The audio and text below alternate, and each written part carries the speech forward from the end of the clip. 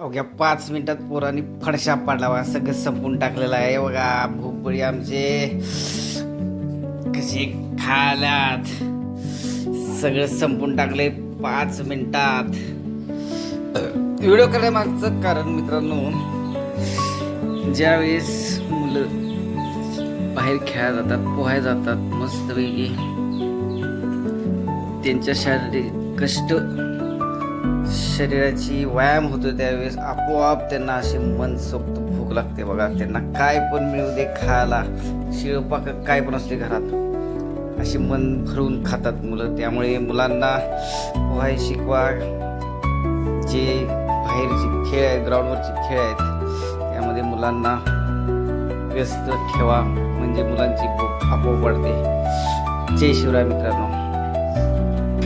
हे बघा, पोहण्याचा मनमुराद आनंद लुटून आल्यानंतर आमची भूकबळी कशी पालते पडल्यात बघा जेवणावर.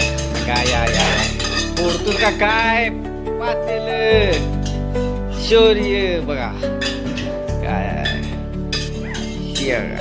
पळवला तोपर्यंत भात इकडे सपलावी बघा बघा बघा. भूकबळी बघा आमची चक्क 3 तास नदीत पोहत बसली होती बघा.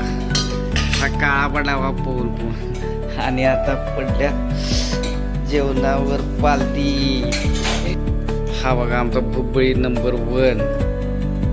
दादा काय रे ते शाबास बघा किती खुश. तो पण हा आला बघा. घ्या घ्या घ्या. त्यांना मम्मी लागत नाही, आई लागत नाही ज्या वाढायला. सगळी आली की पोहून अशी पालती पडतात बघा जेवणावर. आणि मला ठेवले बघा एवढीशी शाबू खायला, शाबूची खिचडी.